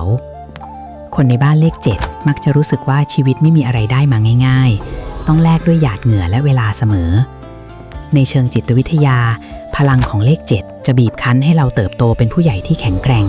แต่ในขณะเดียวกันมันก็สร้างความเครียดสะสมได้ง่ายเหลือเกินลูกหลานลองสังเกตดูนะคนบ้านเลข 7 มักจะชอบสะสมของเก่าของพังแล้วก็ยังไม่ทิ้งหรือบ้านมักจะมืดทึบๆมีมุมอับเยอะซึ่งความมืดนี่แหละลูกที่เป็นตัวดูดพลังงานความสดชื่นออกไปทำให้ผู้อยู่อาศัยรู้สึกหม่นหมองอึดอัดเหมือนมีอะไรมาทับอกอยู่ตลอดเวลายายมีเรื่องเล่าของหลานชายคนหนึ่งเขาซื้อบ้านมือสองที่รวมเลขได้7พอดีช่วงแรกที่เขาย้ายเข้าไปชีวิตเขาลำบากมากลูกเอ๋ยงานก็หนักเงินก็ฝืดแถมคนในบ้านยังเจ็บป่วยออดๆแอดๆเกี่ยวกับเรื่องกระดูกและเส้นเอ็นอยู่บ่อยครั้งจนเขามาปรึกษายายบอกเขาว่าลูกเอ๋ยเลข 7มันคือเลขของแผ่นดินและการเวลาถ้าลูกทำตัวให้หนักแน่นเหมือนแผ่นดินแต่รู้จักผ่องถ่ายความมืดออกไปลูกจะพบขุมทรัพย์ยายเลยแนะนำให้เขาเคลียร์ของเก่าที่ไม่ใช้ทิ้งไปให้หมดแล้วเพิ่มแสงสว่างเข้าไปในมุมที่มืดที่สุดของบ้านลูกหลานรู้ไหมว่าหลังจากที่เขาปรับปรุงบ้านให้สว่างขึ้นและเลิกเก็บสะสมความทุกข์ในอดีตพลังของเลข 7ที่เคยกดทับเขาก็เปลี่ยนเป็นพลังแห่งความมั่นคงเขาได้รับมรดกเป็นที่ดินผืนงามที่ไม่มีใครคาดคิดและธุรกิจรับเหมาก่อสร้างของเขาก็เติบโตแบบก้าวกระโดดนี่แหละคือทรัพย์ก้อนโตของเลข 7มันคือลาภที่มาจากอสังหาริมทรัพย์มรดกตกทอดหรือการลงทุนระยะยาวที่ต้องใช้ความอดทนรอคอยวิธีแก้เคล็ดที่สำคัญที่สุดสำหรับบ้านเลข 7คือการเปิดทางให้แสงและลมลูกเอ๋ยอย่าปล่อยให้บ้านมืดทึ้มพยายามเปิดหน้าต่างให้ลมโกรกหรือติดไฟสว่างๆไว้รอบบ้านโดยเฉพาะบริเวณรั้วและทางเข้าสีที่ควรใช้คือสีโทนสว่างเช่นสีขาวสีครีมหรือสีนวลเพื่อมาเบรกความเคร่งขรึมของดาวเสาร์และที่สำคัญคือต้องมีพลังชีวิตอยู่ในบ้านเสมอเช่นการเลี้ยงสัตว์ที่ร่าเริงหรือการปลูกต้นไม้ที่ดอกสีสันสดใสเพื่อไม่ให้บรรยากาศมันดูตายซากจนเกินไปจำไว้ว่าเลข 7คือเลขของผู้ชนะในระยะยาวถ้าลูกหลานผ่านบททดสอบแห่งความอดทนนี้ไปได้ทรัพย์สินที่ได้มาจะมั่นคงและยั่งยืนกว่าเลขอื่นๆหลายเท่านักแต่มันยังมีเลขอีกตัวหนึ่งที่น่าตื่นเต้นกว่านี้เป็นเลขที่รวบรวมเอาทั้งความลึกลับความร่ำรวยมหาศาลและแรงดึงดูดที่คาดไม่ถึงเอาไว้นั่นคือเลข 8เลขแห่งพระราหูที่หลายคนยกให้เป็นเลขแห่งอนันต์หรือเลขแห่งความมั่งคั่งแบบไม่มีที่สิ้นสุดแต่อย่าเพิ่งดีใจไปนะลูกเพราะถ้าใช้พลังพระราหูไม่เป็นชีวิตอาจจะพลิกจากหน้ามือเป็นหลังมือได้ในชั่วค่ำคืนเตรียมตัวฟังความลับของเลข 8ให้ดีในตอนต่อไปนะจ๊ะอนันตการแห่งเลข 8พลังพระราหูขุมทรัพย์มหาศาลที่มาพร้อมกับเงาแห่งความเสี่ยงเลขที่ตื่นเต้นที่สุดเลข 1ในบรรดาตัวเลขทั้งหมดนั่นคือเลข 8ไงล่ะลูกถ้าบ้านหลังไหนบวกเลขรวมกันแล้วได้ผลลัพธ์เป็น8หรือมีเลข 8อยู่ในบ้านเลขที่เยอะๆฟังใหญ่ให้ดีนะเพราะชีวิตในบ้านหลังนี้จะไม่มีคำว่าธรรมดาพลังของเลข 8คือพลังของพระราหูเทพเจ้าแห่งการเปลี่ยนแปลงความลุ่มหลงและโชคลาภมหาศาลที่ถาโถมเข้ามาแบบไม่ทันตั้งตัวลูกหลานลองสังเกตดูสิรูปทรงของเลข 8มันเหมือนเครื่องหมายอินฟินิตี้ที่ไม่มีวันสิ้นสุดใช่ไหมล่ะโบราณท่านว่าบ้านเลข 8คือบ้านของคนที่มีบารมีมีพลังดึงดูดเงินทองมหาศาลโดยเฉพาะเงินที่มาจากธุรกิจกลางคืนงานนำเข้าส่งออกงานที่ต้องติดต่อกับคนหมู่มากหรือแม้แต่โชคลาภจากการเสี่ยงดวงพลังของพระราหูจะส่งผลให้ผู้อยู่อาศัยมีความทะเยอทะยานสูงมีหัวการค้าที่เฉียบแหลมและกล้าที่จะเสี่ยงในสิ่งที่คนอื่นไม่กล้าทรัพย์ก้อนโตที่ยายเคยเกริ่นไว้ในตอนแรกๆส่วนใหญ่มักจะมาสถิตอยู่ที่บ้านเลข 8นี่แหละลูกเพราะมันคือกระแสเงินที่ไหลเวียนอย่างรวดเร็วและรุนแรงแต่ลูกหลานเอ๋ยขึ้นชื่อว่าพระราหูย่อมมีเงาติดตัวมาเสมอพลังของเลข 8ถ้าเราคุมไม่อยู่มันจะกลายเป็นความลุ่มหลงมัวเมาได้ง่ายเหลือเกินคนที่อยู่บ้านเลข 8มักจะมีอารมณ์ที่รุนแรงรักแร้งเกลียดแรงหรือบางครั้งก็ตกอยู่ในวังวนของอบายมุขได้ง่ายกว่าเลขอื่นในเชิงจิตวิทยาพลังของเลข 8กระตุ้นให้สารอะดรีนาลีนในร่างกายทำงานหนักตลอดเวลาทำให้เรารู้สึกตื่นตัวอยากได้อยากมีจนบางครั้งลืมความพอดีไปสิ่งที่น่ากังวลที่สุดคือความลับและเรื่องเทาๆที่มักจะเกิดขึ้นในบ้านหลังนี้หากเจ้าของบ้านไม่มีศีลธรรมกำกับพลังของพระราหูจะพลิกจากโชคลาภกลายเป็นความวิบัติได้ในพริบตาเหมือนเงาที่มืดมิด ยายเคยเห็นมหาเศรษฐีคนหนึ่งบ้านเขาอลังการมากเลขที่บ้านบวกได้8พอดีเป๊ะในช่วง10 ปีแรกเขาขึ้นเป็นเบอร์ 1ของวงการค้าขายที่ดินเงินทองไหลมาเหมือนสายน้ำที่เขื่อนแตกแต่ด้วยความที่เป็นพลังพระราหูเขาเริ่มมั่นใจในตัวเองมากเกินไปเริ่มทำธุรกิจที่สุ่มเสี่ยงและขาดความรอบคอบสุดท้ายเงาของเลข8ก็ย้อนกลับมาทำลายเขาจนหมดตัวภายในปีเดียวนี่แหละคือเหตุผลที่ยายบอกว่าถ้ามีเลข8ต้องเตรียมรับทรัพย์ก้อนโตแต่ก็ต้องเตรียมสติให้มั่นคงยิ่งกว่าเลขอื่นหลายเท่าตัววิธีแก้เคล็ดและเสริมพลังมงคลให้บ้านเลข8ที่ยายอยากสอนไว้คือการใช้แสงสว่างและกระจกจ้ะพระราหูแพ้แสงสว่างและความโปร่งใสบ้านเลข8ไม่ควรจะมืดสลัวหรือมีมุมอับทึบพยายามติดไฟรอบบ้านให้สว่างไสวโดยเฉพาะหน้าบ้านที่รับพลังงานและถ้าเป็นไปได้ให้หากระจกเงาที่ใสสะอาดมาประดับในทิศที่แสงแดดส่องถึงเพื่อสะท้อนพลังงานด้านลบหรือสิ่งที่มองไม่เห็นออกไป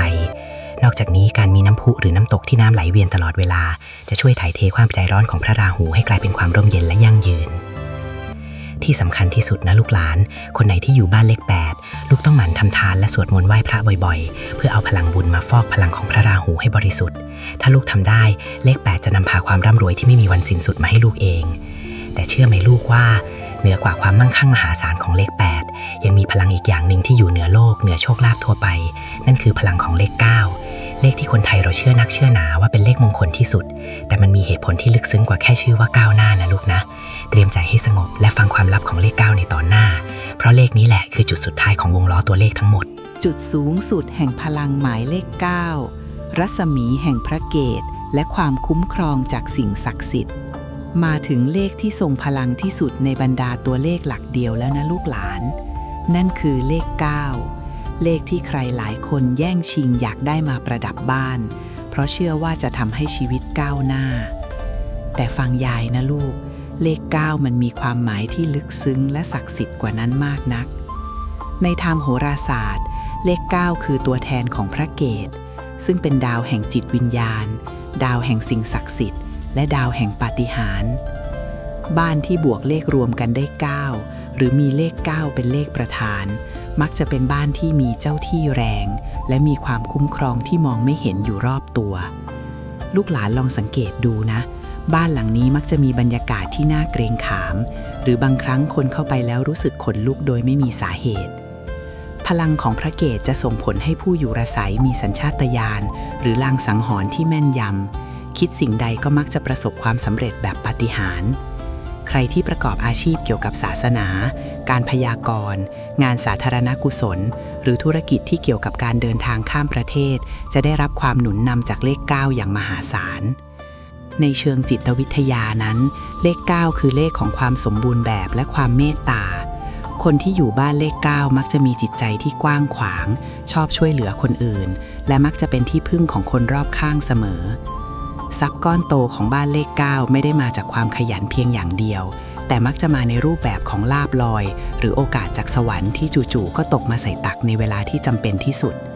ยายถึงบอกไงลูกว่าถ้าบ้านใครมีเลขนี้เตรียมรับทรัพย์ก้อนโตที่มาพร้อมกับบุญบารมีได้เลยแต่ลูกหลานเอ๋ย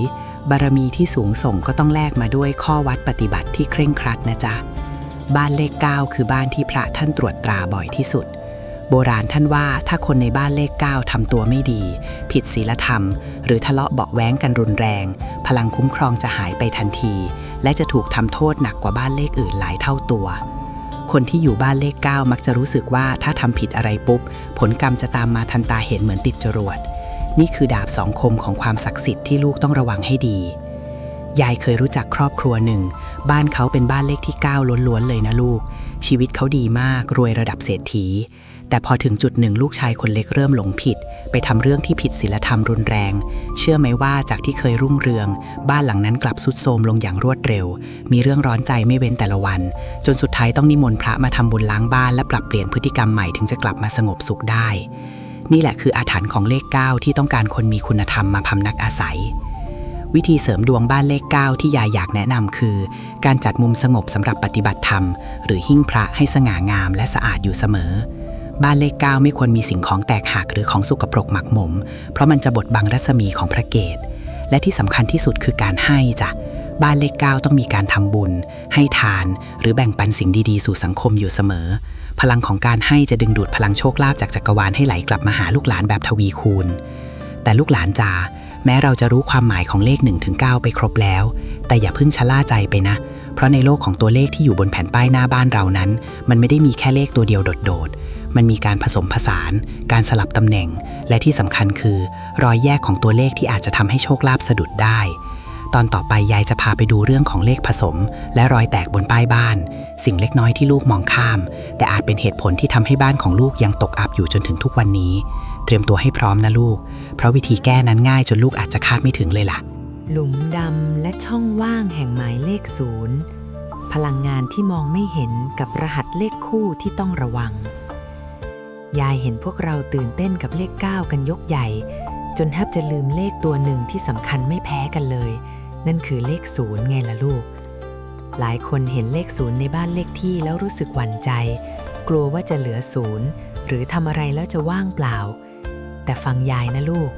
ในทางวิชาเลขศาสตร์โบราณเลข0คือตัวแทนของดาวมฤตยูคือความว่างเปล่าที่บรรจุทุกสิ่งเอาไว้หรือจะเรียกว่าเป็นหลุมดำแห่งพลังงานก็ได้บ้านที่มีเลข0ปรากฏอยู่ไม่ว่าจะเป็นตัวหน้าตัวกลางหรือตัวท้ายมักจะมีบรรยากาศที่แปลกประหลาดกว่าบ้านอื่นๆบางครั้งก็เงียบสงัดจนน่าใจหายแต่บางครั้งก็มีเรื่องราวปาฏิหาริย์เกิดขึ้นแบบหาคำอธิบายไม่ได้พลังของดาวมฤตยูส่งผลให้คนในบ้านมีความคิดสร้างสรรค์ที่ล้ำยุคชอบลองผิดลองถูกหรือมักจะทำอาชีพที่เกี่ยวข้องกับเทคโนโลยีการค้นคว้าหรือสิ่งที่คนทั่วไปมองว่าเหลือเชื่อทรัพย์ก้อนโตของบ้านเลข0มักจะมาจากการคิดต่างและการทำในสิ่งที่ไม่มีใครเคยทำมาก่อนนั่นเองจ้ะแต่ลูกหลานเอ๋ยพลังของความว่างเปล่ามันก็น่ากลัวนะลูกถ้าจิตใจคนในบ้านไม่เข้มแข็งพอเลข0จะดึงเอาความโดดเดี่ยวและความวิตกกังวลออกมาคนที่อยู่บ้านที่มีเลข0เยอะๆมักจะรู้สึกเหมือนตัวเองถูกทอดทิ้งหรือรู้สึกว่าทำอะไรไปก็ไม่มีใครมองเห็นความดีในเชิงจิตวิทยาแล้วเลข0คือความไม่แน่นอนมันกระตุ้นให้เราเกิดความรู้สึกเคว้งคว้างยิ่งถ้าในบ้านเลขที่มีเลขคู่ที่อันตรายอย่าง13หรือ31เข้ามาผสมด้วยนะลูกเอ๋ยยายบอกเลยว่าต้องประคองสติให้มั่นมีเรื่องเล่าที่ยายจำได้ไม่เคยลืมมีบ้านหลังหนึ่งเลขที่บวกออกมาแล้วตกเลขที่มี0อยู่ตรงกลางพอดีเจ้าของบ้านเป็นคนขยันมากนะลูกแต่แปลกที่เขามักจะมีเรื่องให้ต้องเริ่มต้นใหม่อยู่ตลอดเวลาเหมือนกำลังจะรวยแต่ก็มีเหตุให้ต้องล้มกระดานแล้วนับหนึ่งใหม่เสมอจนเขามาหาพ่อยายท่านพิเคราะห์และบอกว่าบ้านหลังนี้พลังมันรั่วไหลเพราะ0มันกลวงวิธีที่ท่านสอนคือการทำให้0นั้นกลายเป็นศูนย์รวมแห่งความสุขไม่ใช่ศูนย์รวมแห่งความว่างเปล่า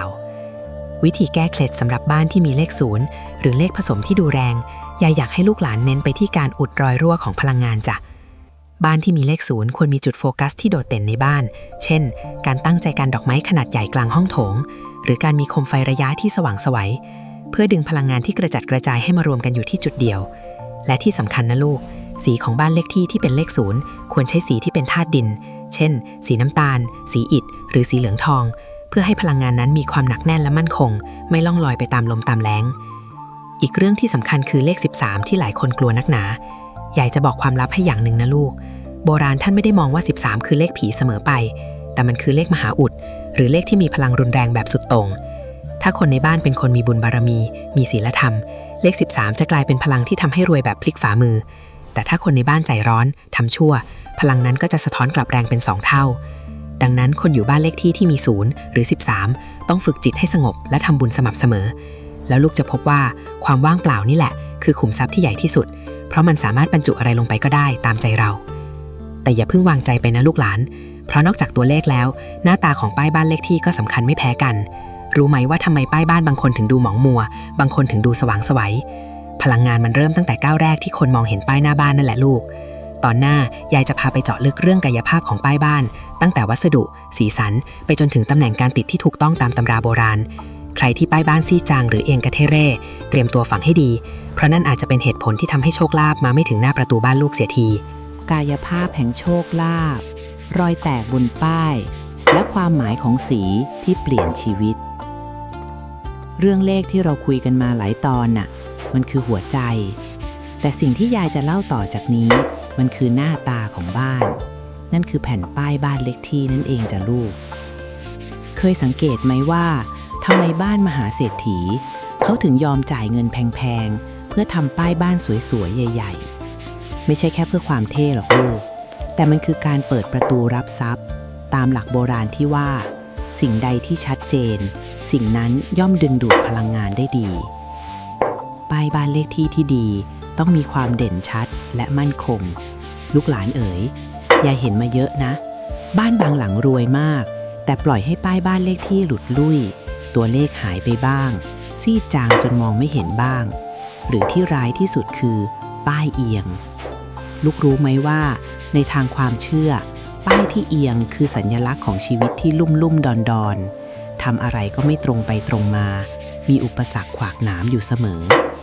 ส่วนป้ายที่ซีดจางก็เหมือนบารมีของเจ้าของบ้านที่กำลังถดถอยเงินทองที่ควรจะเข้าเต็มเม็ดเต็มหน่วยก็กลับจางหายไปเหมือนสีของตัวเลขวัสดุที่ใช้ทำป้ายก็มีความหมายนะลูกโบราณท่านชอบใช้ไม้เพราะไม้คือธาตุแห่งการเจริญเติบโตแต่ต้องเป็นไม้เนื้อแข็งที่ทนแดดทนฝนนะลูกสื่อถึงความมั่นคงและยั่งยืนส่วนคนสมัยใหม่นิยมใช้อะคริลิกหรือโลหะใหญ่ก็ไม่ได้ว่าอะไรหรอกแต่อยากให้เลือกให้ถูกกับดวงบ้านถ้าบ้านหลังไหนขาดความกระตือรือร้นให้ใช้ป้ายโลหะสีทองเพื่อกระตุ้นพลังงานธาตุทองแต่ถ้าบ้านหลังไหนคนในบ้านร้อนรุ่มเกินไปให้ใช้ป้ายไม้โทนสีธรรมชาติเพื่อความร่มเย็นสีของตัวเลขก็สำคัญไม่แพ้กันนะลูกหลาน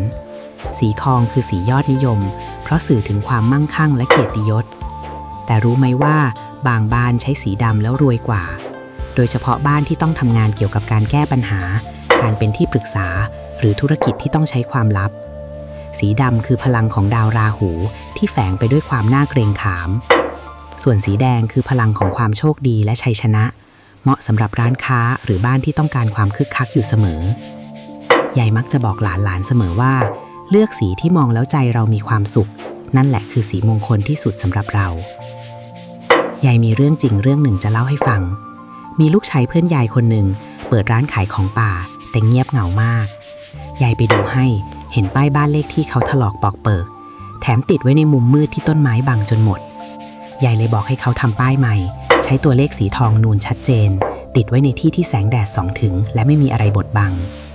เชื่อไหมลูกไม่ถึงเดือนลูกค้าเข้าร้านจนแทบไม่มีเวลากินข้าวเขาบอกยายว่ามันแปลกมากเหมือนคนเพิ่งมองเห็นร้านเขาทั้งที่เขาเปิดมาเป็นปีนี่แหละคือพลังของการปรากฏตัวที่ชัดเจนของตัวเลขสิ่งที่ยายอยากให้ลูกหลานรีบไปทำวันนี้เลยนะคือการไปเดินสำรวจหน้าบ้านตัวเองดูสิว่าป้ายบ้านเลขที่ยังดีอยู่ไหมมีรอยแตกรอยร้าวหรือมีหยักใยเกาะเต็มไปหมดหรือเปล่าถ้ามีรอยแตกเหล่านั้นคือทางรั่วของเงินทองนะลูกรีบซ่อมแซมหรือเปลี่ยนใหม่ให้ฉลาดกว่าเดิมความใส่ใจในจุดเล็กๆนี้คือการแสดงออกถึงความเคารพต่อสถานที่ที่เราอยู่แล้วสถานที่นั้นจะตอบแทนเราด้วยโชคลาภอย่างแน่นอนแต่ลูกหลานจ๋าแม้ป้ายจะสวยเลขจะดีแต่ถ้าตำแหน่งการติดมันขัดโชคล่ะรู้ไหมว่าการติดป้ายบ้านเลขที่ไว้สูงเกินไปหรือต่ำเกินไปส่งผลต่อเงินในกระเป๋าเรายังไงแล้วรอยแยกของตัวเลขที่มีเครื่องหมายทับหรือ slash ที่เราเห็นกันจนชินตามันมีความลับอะไรซ่อนอยู่ตอนหน้ายายจะมาไขปริศนาเรื่องตำแหน่งการติดและอาถรรพ์เครื่องหมายทับที่จะเปลี่ยนความเข้าใจเรื่องบ้านเลขที่ของลูกไปตลอดกาลเตรียมตัวฟังให้ดีนะลูกเรื่องนี้สำคัญมากจริงๆปริศนาเครื่องหมายทับและความลับของเลขตัวหน้าตัวหลังที่กั้นกลางระหว่างโชคลาภและอุปสรรคเคยสังเกตไหมว่าทำไมบ้านเลขที่ของคนไทยเราส่วนใหญ่ถึงมีเครื่องหมายขีดเฉียงที่เราเรียกกันว่าเครื่องหมายทับกั้นกลางอยู่บางคนมีเลขข้างหน้าแค่ไม่กี่ตัวแต่เลขข้างหลังยาวเหยียดเหมือนขบวนรถไฟเครื่องหมายเล็กๆตัวนี้แหละลูกหลานเอ๋ย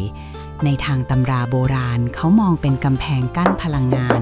หรือเป็นตัวแบ่งเขตแดนระหว่างโลกภายนอกกับโลกภายในลองนึกภาพตามยายนะลูกเลขที่อยู่หน้าเครื่องหมายทับเปรียบเสมือนหน้าด่านหรือพลังงานที่ส่งผลต่อชื่อเสียงการงานและความสัมพันธ์ที่ลูกมีต่อคนนอกบ้านส่วนเลขที่อยู่หลังเครื่องหมายทับคือรากฐานหรือพลังงานที่ส่งผลต่อความสงบสุขสุขภาพและกระแสเงินเก็บภายในครอบครัวถ้าเลขหน้าดีแต่เลขหลังแย่ลูกอาจจะดูรวยในสายตาคนอื่นแต่ในบ้านกลับมีแต่หนี้สินหรือถ้าเลขหลังดีแต่เลขหน้าดับ ลูกอาจจะมีความสุขในบ้านดีแต่ทำมาหากินข้างนอกไม่ขึ้นหยิบจับอะไรคนก็ไม่ค่อยสนับสนุนยายจำได้ว่าสมัยก่อนมีเศรษฐีที่ดินคนหนึ่งบ้านเลขที่เขาคือ9ทับอะไรสักอย่างนี่แหละลูกเลข9ข้างหน้ามันส่งผลให้เขามีบารมีมากใครๆก็เกรงใจแต่เชื่อไหมว่าเลขหลังเครื่องหมายทับของเขาดันเป็นเลขที่รวมกันแล้วตกเลขร้อนรุ่มทำให้คนในบ้านทะเลาะกันไม่เว้นแต่ละวันเมียเจ็บผัวป่วยเงินทองที่หามาได้จากบารมีข้างนอกก็ต้องเอามาละลายกับค่ารักษาพยาบาลข้างในจนหมดนี่แหละคือความไม่สมดุลของหน้าด่านกับรากฐานที่คนโบราณท่านเตือนไว้ว่าอย่ามองข้ามแล้วเครื่องหมายทับมันส่งผลยังไงอีกล่ะลูกในเชิงจิตวิทยาและพลังงานเครื่องหมายทับคือการแยกส่วนจ้ะถ้าเลขหน้ากับเลขหลังขัดแย้งกันอย่างรุนแรงเช่นหน้าเป็นเลข1ที่เป็นไฟแต่หลังเป็นเลข2ที่เป็นน้ำพลังในบ้านจะรวนเหมือนเครื่องยนต์ที่ทำงานติดดับผู้อยู่อาศัยจะรู้สึกโลเลตัดสินใจอะไรไม่เด็ดขาดหรือมักจะมีเรื่องให้ต้องเลือกอย่างเสียอย่างอยู่ตลอดเวลาวิธีการดูที่ง่ายที่สุดคือให้นำเลขหน้ามาบวกกันให้เหลือตัวเดียวและเลขหลังมาบวกกันให้เหลือตัวเดียวแล้วดูว่ามันเกื้อหนุนหรือทำลายกันถ้าลูกหลานบวกแล้วพบว่าเลขหน้ากับเลขหลังมันช่างขัดใจเหลือเกินยายมีเคล็ดลับแก้ทางแบบโบราณมาฝากนะลูก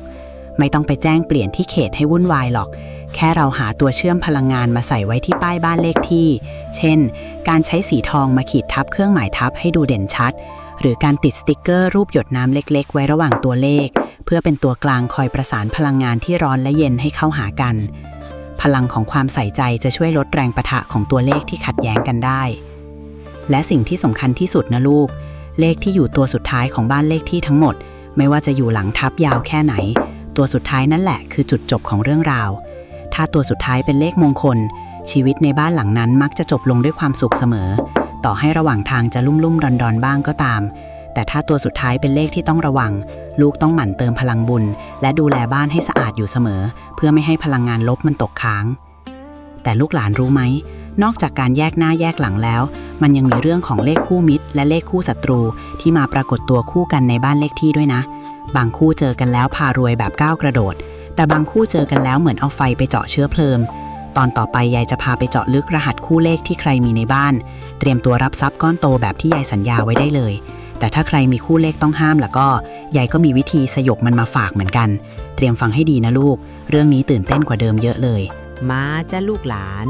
มาฟังเรื่องตื่นเต้นกันต่อเมื่อกี้ยายเกริ่นเรื่องคู่เลขไปใช่ไหมล่ะในตำราเลขศาสตร์ที่ยายสืบทอดมาตัวเลขแต่ละตัวมันมีความสัมพันธ์กันเหมือนคนเรานี่แหละลูกมีทั้งคนที่เป็นเพื่อนรักกันและคนที่เป็นศัตรูคู่อาฆาตกันถ้าในบ้านเลขที่ของลูกมีเลขคู่ที่ส่งเสริมกันมาอยู่ติดกันพลังงานมงคลจะทวีคูณขึ้นเป็น10 เท่าเหมือนลูกได้แรงหนุนจากเทวดาทั้งกองทัพเลยล่ะคู่แรกที่ยายอยากให้เช็คเลยคือคู่เลข24หรือ42คู่เลขนี้ยายยกให้เป็นคู่มหาเสน่ห์พารวยเลยลูกใครมีคู่นี้อยู่ในบ้านเลขที่มักจะเป็นคนพูดจาดีมีวาทศิลป์ไปไหนใครก็รักใครก็เมตตาเงินทองมักจะมาจากการเจรจาหรือความเอ็นดูของผู้ใหญ่หรือถ้าเป็นคู่เลข65หรือ56นี้คือคู่โภคทรัพย์จ้ะมีกินมีใช้ไม่ขาดมือมีปัญญาพาตัวรอดและมักจะมีโชคลาภแบบฟลุกๆเข้ามาเสมอใครบ้านมีเลขคู่นี้ยายขอบอกเลยว่าลูกเป็นคนมีบุญเก่าหนุนนำมาดีมากเตรียมเปิดกระเป๋ารอรับทรัพย์ก้อนโตได้เลยแต่ก็นั่นแหละลูกเอ๋ยในดีมีเสียในเสียมีดีบางบ้านดันไปเจอคู่เลขคู่กัดอย่างเลข1กับ0หรือเลข3กับ7มาอยู่ใกล้กันคู่นี้เขาเรียกว่าคู่แตกหักหรือคู่แห่งความเหนื่อยยากถ้ามีคู่นี้ปรากฏอยู่ลูกหลานจะรู้สึกว่าทำอะไรก็มีอุปสรรคขวางกั้นเหมือนเดินลุยโคลนหรือมักจะมีเรื่องให้ต้องเสียเงินเสียทองกับเรื่องที่ไม่เป็นเรื่องอยู่บ่อยครั้งในเชิงจิตวิทยาพลังของคู่เลขเหล่านี้จะส่งผลต่ออารมณ์ของคนในบ้านทำให้หงุดหงิดง่ายขัดแย้งกันบ่อยจนบางทีบรรยากาศในบ้านมันอึมครึมไปหมด ยายเคยเจอหลานคนหนึ่งบ้านเขาเลขที่37ทับอะไรสักอย่างนี่แหละเขาบ่นกับยายตลอดว่าทำงานหนักแทบตายแต่เงินไม่เหลือแถมคนในบ้านยังชอบประชดประชันกันจนไม่อยากจะกลับบ้านยายเลยสอนเขาว่าลูกเอ๋ยเลขมันขัดกันแต่ใจเราต้องไม่ขัดตามยายให้เขาหาเลขแก้ทางมาติดซ่อนไว้เล็กๆหลังป้ายบ้านหรือใช้การปรับเปลี่ยนห่วงจุ้ยหน้าบ้านให้มีความนุ่มนวลขึ้นเพื่อลดแรงปะทะของเลข3และเลข7ที่เป็นธาตุไฟกับธาตุหินสิ่งที่น่าสนใจคือเลขซ้ำนะลูกหลานใครที่มีเลขตัวเดียวซ้ำกันเยอะๆเช่น111หรือ888อย่าเพิ่งคิดว่ามันจะดีเสมอไปนะการที่มีพลังงานอย่างใดอย่างหนึ่งมากเกินไปมันจะทำให้ชีวิตเสียสมดุลถ้ามีเลข1เยอะเกินไปจะกลายเป็นคนอีโก้สูงจนไม่มีใครคบถ้ามีเลข8เยอะเกินไปชีวิตจะเสี่ยงและวุ่นวายจนหาความสงบไม่ได้การมีเลขที่หลากหลายแต่สมดุลต่างหากคือหัวใจสำคัญของบ้านที่อยู่แล้วรวยและมีความสุขวิธีสังเกตอีกอย่างนะลูกให้ดูว่าในบ้านเลขที่ของลูกมีเลขขาดหรือเปล่าโบราณท่านว่าตัวเลข1ถึง9มันควรจะเวียนเทียนมาให้ครบหรือมีเลขกลางๆมาประคองไว้ถ้าบ้านไหนมีแต่เลขน้อยๆชีวิตอาจจะนิ่งเกินไปจนขาดความก้าวหน้าแต่ถ้ามีแต่เลขสูงๆชีวิตก็จะเหนื่อยกับการวิ่งตามโลกวิธีแก้ที่ง่ายที่สุดที่ยายมักจะบอกลูกหลานคือการเติมเต็มส่วนที่ขาดด้วยสิ่งของรอบป้ายบ้านเลขที่เช่นถ้าขาดเลขธาตุน้ำเลข2ก็ให้วางอ่างบัวไว้ใกล้ๆป้ายถ้าขาดเลขธาตุไฟเลข1หรือ3ก็ให้ติดไฟกิ่ง2ป้ายให้สว่างลูกหลานจ๋าทั้งหมดที่ยายเล่ามานี้มันคือการปรับจูนพลังงานภายนอกเพื่อให้สอดคล้องกับใจเราแต่มันมีวิชาลับอีกอย่างหนึ่งที่คนโบราณเขาใช้แก้บ้านเลขที่ตกอับแบบได้ผลทันตาเห็นโดยไม่ต้องรื้อป้ายไม่ต้องย้ายบ้านแต่มันเป็นการใช้อำนาจของสิ่งสถิตและกลิ่นอายของความเป็นมงคลเข้ามาช่วยตอนหน้ายายจะเผยเคล็ดลับการแก้บ้านเลขที่ตกอับที่ทำได้เองง่ายๆและได้ผลชะงักนักใครที่ชีวิตติดขัดมานานห้ามพลาดต่อหน้าเด็ดขาดนะลูกเพราะนี่คือกุญแจดอกสุดท้ายที่จะเปิดประวัติศาสตร์หน้าใหม่ให้กับชีวิตของลูกเลยทีเดียวพิธีกรรมล้างมลทินตัวเลขและการเปิดประตูรับทรัพย์สำหรับบ้านที่ชะตาตกอับเรื่องที่ยายจะเล่าต่อไปนี้มันคือไม่ตายก้นหีบที่คนโบราณเขาใช้แก้ทางเวลาที่เรารู้สึกว่าอยู่บ้านหลังนี้แล้วทำไมมันไม่รุ่งหรือบ้านเลขที่มันตกเลขที่ดูจะขัดโชคขัดลาภอย่างที่ยายเคยเล่าไปในตอนก่อนๆลูกหลานหลายคนคงเริ่มกังวลใช่ไหมว่าถ้าบ้านเราเลขไม่ดีจะทำยังไงต้องย้ายหนีเลยไหมใจเย็นๆนะลูกของทุกอย่างในโลกนี้มีทางแก้เสมอเหมือนที่เรามีหยินมีหยางมีร้อนมีเย็นตัวเลขที่ว่าร้ายถ้าเรารู้จักล้างและเติมมันก็กลับกลายเป็นดีได้แบบปาฏิหาริย์ลูกเอ๋ยสิ่งแรกที่ต้องเข้าใจก่อนคือพลังงานของบ้านเลขที่มันไม่ได้อยู่ที่ตัวเลขบนแผ่นป้ายเพียงอย่างเดียวแต่มันอยู่ที่การยอมรับของเจ้าของบ้านด้วยหลายครั้งที่คนเราอยู่บ้านเลขที่ที่บวกแล้วตกเลขอาภัพเช่นเลข0เยอะๆหรือเลข7ที่หนักอึ้งจิตใจเราจะคอยพะวงและดึงดูดเอาความทุกข์เหล่านั้นมาใส่ตัวก่อนแล้วพิธีกรรมโบราณที่ยายจะบอกต่อไปนี้มันคือการล้างใจและล้างพลังงานตกค้างในป้ายบ้านเลขที่อย่างเป็นรูปธรรมที่สุดขั้นตอนแรกนะลูกหลานให้เลือกวันมงคลจะเป็นวันพฤหัสบดีที่เป็นวันครูหรือวันเสาร์ที่เป็นวันแห่งความมั่นคงก็ได้ให้เตรียมน้ำสะอาด1ขันผสมกับเกลือสมุทรเม็ดใหญ่ๆสัก1กำมือเกลือในทางโบราณคือตัวดูดซับความอัปมงคลและสิ่งเน่าเสียที่มีประสิทธิภาพที่สุดนะลูกจากนั้นให้หาดอกมะลิสดๆลอยลงไปในน้ำเกลือแล้วนำน้ำนี้ไปประพรมที่ป้ายบ้านเลขที่ของลูกเบาๆพร้อมกับตั้งจิตอธิษฐานว่าขอให้เกลือนี้ดูดซับเอาความขัดข้องความขัดเคืองและอุปสรรคทั้งหลายที่ติดค้างอยู่ในบ้านเลขที่หลังนี้ออกไปให้หมดสิ้น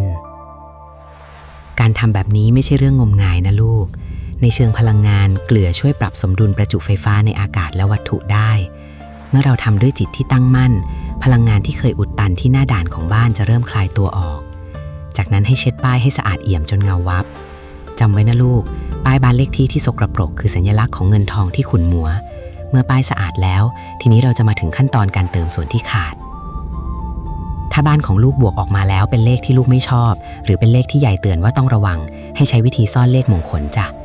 สมัยก่อนเขาจะใช้แผ่นทองคำเปลวแท้แผ่นเล็กๆมาแปะไว้ที่มุมใดมุมหนึ่งของป้ายบ้านเลขที่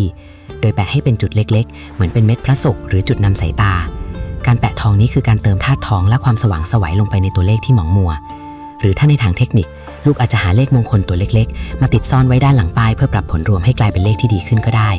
เช่นถ้าบ้านเลขที่บวกได้7ซึ่งมันหนักเกินไปลูกก็หาเลข2ตัวเล็กๆมาติดซ่อนไว้เพื่อให้ผลรวมกลายเป็น9ซึ่งเป็นเลขแห่งความสำเร็จและการคุ้มครองลูกหลานต้องจำไว้ว่าการแก้เคล็ดบ้านเลขที่ตกอับที่สำคัญที่สุดอีกประการหนึ่งคือการประกาศนามจ้ะ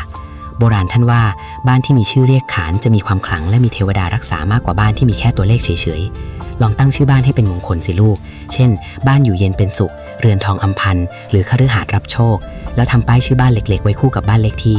พลังของตัวอักษรที่เป็นมงคลจะช่วยประคองพลังงานของตัวเลขที่อ่อนแอให้เข้มแข็งขึ้นได้ยายมีหลานคนหนึ่งอยู่บ้านที่ตกเลข3ซึ่งเป็นเลขของการทะเลาะเบาะแว้งและการเสียเงินแบบกระทันหันเขามาหายายด้วยน้ำตาบอกว่าชีวิตพังมากยายเลยให้เขาทำพิธีล้างป้ายด้วยเกลือและติดทองคำเปลวแก้ทางพร้อมกับให้เขาปลูกต้นเศรษฐีเรือนในไว้ใต้ป้ายบ้านเลขที่เพื่อเสริมความร่มเย็นเชื่อไหมลูกหลังจากนั้นไม่นานบรรยากาศในบ้านที่เคยร้อนรุ่มกลับสงบลงอย่างประหลาดเขาเริ่มเก็บเงินอยู่และโอกาสในหน้าที่การงานที่เคยหลุดลอยไปก็กลับมาหาเขาอีกครั้งนี่แหละลูกคือทางแก้ที่คนโบราณสอนไว้มันไม่ใช่เรื่องเหลือเชื่อแต่มันคือการปรับใจและปรับสิ่งแวดล้อมให้สอดคล้องกันแต่อย่าเพิ่งหยุดแค่การล้างป้ายนะลูกเพราะยังมีปัจจัยสำคัญอีกอย่างที่ช่วยเหนี่ยวนำโชคลาภให้วิ่งเข้าหาบ้านเลขที่ของลูกได้เร็วขึ้นนั่นคือเรื่องของกลิ่นอายและกระแสลมที่พัดผ่านหน้าบ้านตอนต่อไปยายมีเคล็ดลับเรื่องการใช้กลิ่นหอมและการจัดการอากาศเพื่อดึงดูดเงินทองมหาศาลมาฝากเตรียมหูรอฟังให้ดีนะลูกเพราะกลิ่นบางกลิ่นอาจจะเป็นกุญแจสำคัญที่ทำให้บ้านเลขที่ที่เคยเงียบเหงากลายเป็นขุมทรัพย์ที่ไม่มีวันหมดสิ้นพลังเร้นลับของกลิ่นโภคทรัพย์และการปรับบรรยากาศเพื่อเปลี่ยนบ้านเลขที่ตกอับให้กลายเป็นรังทอง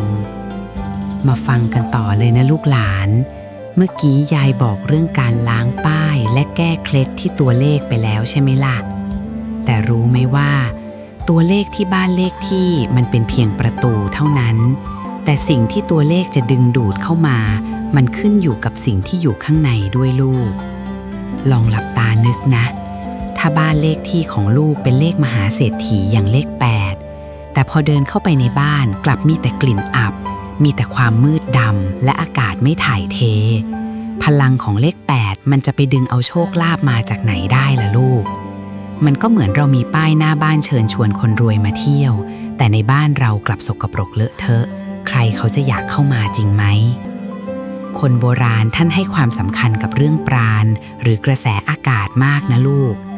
บ้านเลขที่บวกได้เลขดีๆอย่าง4 6หรือ9จะยิ่งทวีความเฮงเป็นหมื่นเท่าถ้าอากาศในบ้านมีความหอมและสะอาดยายมักจะสอนเสมอว่าเงินทองชอบความหอมอุปสรรคชอบความอับถ้าบ้านไหนมีกลิ่นอับชื้นกลิ่นขยะหรือกลิ่นของเสียอุดตันอยู่นานๆพลังงานของบ้านเลขที่จะถูกทำลายทันทีกลายเป็นบ้านที่ตกอับแม้เลขจะสวยแค่ไหนก็ตามวิธีแก้ทางที่เร็วที่สุดสำหรับบ้านที่รู้สึกว่าการเงินติดขัดหรือคนในบ้านเจ็บป่วยบ่อยคือการทำอโรมาบำบัดแบบพื้นบ้านจ้ะแต่สมัยนี้ลูกหลานโชคดีที่มีตัวช่วยที่ง่ายกว่านั้นยายอยากแนะนำให้ลูกหาน้ำมันหอมระเหยสกัดจากเปลือกไม้และดอกไม้ไทยธรรมชาติมาใช้ในบ้านลูกเอ๋ยกลิ่นของไม้กฤษณากลิ่นดอกโมกหรือกลิ่นมะลิป่าสิ่งเหล่านี้มันมีพลังในการล้างพลังงานลบที่ตกค้างตามมุมมืดของบ้านได้ดีนักหนาทำไมยายถึงเน้นเรื่องกลิ่นนักล่ะ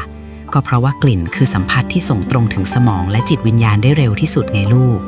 เมื่ออากาศในบ้านมีความหอมนวลจิตใจคนในบ้านจะสงบเมื่อสงบสติปัญญาก็เกิดเมื่อสัญชาตญาณแม่นยำลูกก็จะมองเห็นโอกาสในการหาเงินหาทองที่ผ่านเข้ามาได้ชัดเจนขึ้นน้ำมันหอมระเหยเกรดพรีเมียมที่ไม่มีสารเคมีเจือปนจะช่วยทำให้โมเลกุลอากาศในบ้านมีความสั่นสะเทือนที่เป็นบวกช่วยแก้เคล็ดบ้านเลขที่เป็นเลขร้อนอย่างเลข3หรือเลข1ได้อย่างชะงัดนักเพราะมันจะช่วยดับความร้อนด้วยความหอมทำให้คนในบ้านคุยกันดีขึ้นเมตตากันมากขึ้นยายเคยแนะนำหลานชายคนหนึ่งที่อยู่บ้านเลขที่13ซึ่งหลายคนมองเป็นเลขอาถรรพ์เขาเครียดมากจนนอนไม่หลับยายบอกให้เขาใช้กลิ่นบำบัดนี่แหละลูก โดยใช้น้ำมันหอมระเหยกลิ่นไม้หอมที่สกัดมาอย่างบริสุทธิ์หยดลงในเครื่องพ่นไอน้ำก่อนนอนทุกวันพร้อมกับทำความสะอาดบ้านตามทิศที่ยายบอกเชื่อไหมว่าไม่ถึงสัปดาห์เขาบอกว่าความรู้สึกอึดอัดที่เคยเป็นมานับปีมันหายไปเหมือนปลิดทิ้งการเงินที่เคยฝืดเคืองก็มีคนหยิบยื่นงานใหญ่มาให้นี่แหละคือการปรับเคลื่อนบ้านให้ตรงกับเคลื่อนโชคลาภของตัวเลขที่แท้จริงจำไว้นะลูกหลานบ้านที่ตกอับมักจะเริ่มมาจากอากาศที่นิ่งสนิทพยายามเปิดประตูหน้าต่างให้ลมโกรกบ่อยๆและใช้ความหอมเข้าช่วยนำทางถ้าบ้านหอมสะอาดและมีเลขที่บ้านที่เป็นมงคลทรัพย์ก้อนโตที่ยายจ่าหัวไว้มันจะวิ่งชนลูกเองจนตั้งตัวไม่ทันเลยล่ะแต่ก็นะความลับของบ้านเลขที่มันยังมีจุดที่ลึกกว่านั้นอีกนั่นคือเรื่องของเจ้าที่เทวดาที่สถิตอยู่ในรหัสของตัวเลขตอนต่อไปยายจะพาไปทำความรู้จักกับการสื่อสารกับสิ่งที่มองไม่เห็นผ่านตัวเลขบ้านเลขที่เพื่อให้ท่านเมตตาเปิดทางรวยให้ลูกหลานแบบไม่มีอะไรกั้นเตรียมใจให้สงบนะลูกเพราะตอนหน้ามีคือของจริงที่หาฟังที่ไหนไม่ได้อีกแล้วลูกหลานเอ๋ยเดินทางกันมาถึงตอนที่17แล้วนะยายดีใจเหลือเกินที่พวกเรายังนั่งฟังยายเล่าเรื่องราวเหล่านี้อย่างตั้งใจเรื่องที่ยายจะเล่าต่อไปนี้มันคือยอดเขาสูงสุดของวิชาเลขศาสตร์บ้านเลขที่แล้วล่ะนั่นคือเรื่องของเทวดารักษาเลขหลายคนอาจจะคิดว่าบ้านเลขที่ก็แค่เลขที่เจ้าหน้าที่เขาตอกไว้แต่ในทางจิตวิญญาณทุกสรรพสิ่งมีพลังงานแฝงอยู่และตัวเลขแต่ละตัวก็มีเทพนพเคราะห์คอยกำกับดูแลอยู่เสมอเมื่อลูกรู้แล้วว่าบ้านเลขที่ของลูกตกเลขอะไรและมีจุดเด่นจุดด้อยยังไงสิ่งที่ลูกต้องทำต่อจากนี้คือการผูกมิตรกับพลังงานเหล่านั้นจ้ะการอยู่บ้านเลขที่นั้นๆไม่ใช่เรื่องบังเอิญแต่มันคือบุญพาวาสนาส่งหรืออาจจะเป็นกรรมสัมพันธ์ที่ทำให้ลูกต้องมาที่นี่ดังนั้นแทนที่จะบ่นว่าเลขไม่ดีหรือโทษโชคชะตาให้ลูกเปลี่ยนเป็นการทำบุญอุทิศให้เทวดารักษาบ้านเลขที่แทนสิลูกวิธีทำก็ง่ายๆนะลูกทุกครั้งที่ลูกไปทำบุญตักบาตรถวายสังฆทานหรือทำทานแก่ผู้ยากไร้อาจหลังจากกรวดน้ำให้เจ้ากรรมในายเวรแล้วให้ลูกเอ่ยชื่อบ้านเลขที่ของลูกออกมาดังๆในใจว่าข้าพเจ้าขออุทิศบุญกุศลนี้ให้แก่เทวดารักษาบ้านเลขที่บอกเลขบ้านของลูกขอให้ท่านมีฤทธิ์มีเดชมีบารมีที่สูงยิ่งขึ้นไปและขอให้ท่านช่วยเปิดทางโชคลาภป้องกันภัยอันตรายและดึงดูดแต่สิ่งดีๆเข้ามาสู่คนในบ้านหลังนี้ด้วยเถิดพลังของการสื่อสารด้วยบุญนี้แหละลูกที่จะทำให้เลขที่เคยเป็นศัตรูกลายเป็นมิตรและเลขที่เป็นมิตรอยู่แล้วจะยิ่งส่งเสริมให้ลูกรวยแบบมหาศาลลูกหลานจ๋าความลับที่ยิ่งใหญ่ที่สุดที่ยายอยากจะฝากไว้คือบ้านคือกระจกสะท้อนตัวตนถ้าลูกดูแลบ้านดีบ้านก็จะดูแลลูกดีถ้าลูกให้เกียรติตัวเลขบ้านเลขที่ตัวเลขเหล่านั้นก็จะให้เกียรติชีวิตลูกเช่นกันวันนี้ใครที่ฟังยายมาถึงตรงนี้ยายเชื่อว่าพวกเราคือคนที่มีบุญสัมพันธ์ต่อกันนะลูกเรื่องราวของตัวเลขที่บ้านเลขที่นี้อาจจะเป็นเพียงจุดเล็กๆที่ทำให้ลูกหันกลับมาใส่ใจกับสิ่งใกล้ตัวมากขึ้นยายอยากให้ลูกลองสำรวจบ้านตัวเองดูใหม่ใช้สติและปัญญาในการปรับเปลี่ยนอย่างที่ยายสอนถ้าลูกหลานเห็นว่าเรื่องราวที่ยายเล่ามีประโยชน์และอยากจะส่งต่อความรู้ที่เป็นกุศลนี้ให้กับคนอื่นๆยายขอเชิญชวนให้ลูกหลานช่วยกันคอมเมนต์บอกความรู้สึกกดติดตามหรือแบ่งปันเรื่องราวนี้ออกไปให้กว้างขวางนะลูกการให้ความรู้เป็นธรรมทานนั้นถือเป็นบุญใหญ่จะช่วยเสริมดวงชะตาของลูกให้สว่างไสวและช่วยล้างอาถรรพ์บ้านเลขที่ตกอับได้เร็วยิ่งขึ้นใครที่กดแบ่งปันออกไปยายขอให้เทวดารักษาเลขบ้านของลูกประทานพรให้ได้รับทรัพย์ก้อนโตภายในเร็ววันนี้นะจ๊ะแต่ก่อนจะลากันไปในตอนสุดท้ายยายยังมีเรื่องราวสำคัญอีกอย่างหนึ่งที่อยากจะสรุปให้ฟังเป็นครั้งสุดท้ายมันคือบทสรุปของหัวใจมงคลที่อยู่เหนือกว่าตัวเลขใดๆในโลกนี้ถ้าลูกเข้าใจจุดนี้ต่อให้ลูกไปอยู่ป่าช้าหรือบ้านเลขที่อาถรรพ์แค่ไหนลูกก็จะมีแต่ความสุขและความเจริญรุ่งเรืองอย่างหาที่เปรียบไม่ได้เตรียมตัวฟังบทสรุปที่กลั่นมาจากประสบการณ์80ปีของยายมะลิในตอนหน้าซึ่งเป็นตอนสุดท้ายของซีรีส์นี้ให้ดีนะลูกบทสรุปแห่งวิถีตัวเลขและอมตะธรรมในการครองเรือนเพื่อความมั่งคั่งที่ยั่งยืนในที่สุดเราก็มาถึงตอนจบกันแล้วนะลูกหลานเอ๋ยยายขอบใจจริงๆที่นั่งฟังยายเล่าเรื่องมาตั้งหลายชั่วโมงวันนี้ยายอยากจะฝากหัวใจของเรื่องทั้งหมดไว้ให้ลูกหลานได้นำไปใช้ในชีวิตจริงตัวเลขบ้านเลขที่ห่วงจุ้ยหรือพิธีกรรมต่างๆที่ยายบอกไปนั้นทั้งหมดคือพาหนะ ที่จะนำพาลูกไปสู่เป้าหมายคือความสุขและความรวย แต่จำไว้ละลูกพาหนะจะดีแค่ไหนถ้าคนขับไม่มีสติและไม่มีคุณธรรม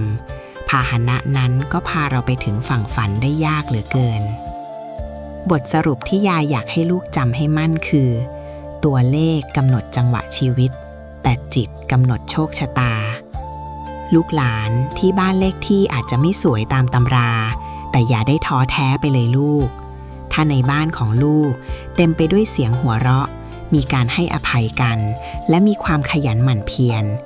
พลังแห่งความดีเหล่านี้จะขี่พลังของตัวเลขที่ร้ายให้กลายเป็นดีได้เองโดยอัตโนมัติในทางกลับกัน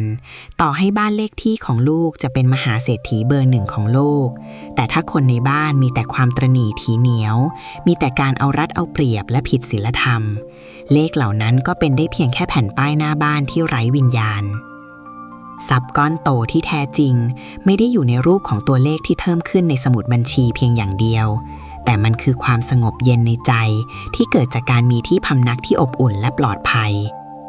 เมื่อลูกปรับบ้านให้หอมสะอาดด้วยน้ำมันหอมระเหยธรรมชาติเมื่อลูกล้างป้ายบ้านให้ใสสะอาด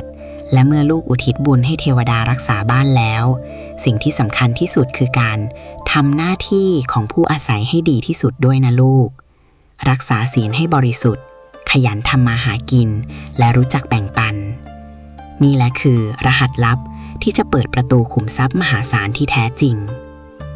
ยายหวังว่าเรื่องราวทั้งหมดนี้จะเป็นประโยชน์และเป็นแรงบันดาลใจให้ลูกหลานทุกคนลุกขึ้นมาปรับปรุงรังของตัวเองให้เป็นรังที่น่าอยู่และดึงดูดโชคลาภนะลูกนะวันนี้ยายมะลิคนนี้ต้องขอลาไปก่อน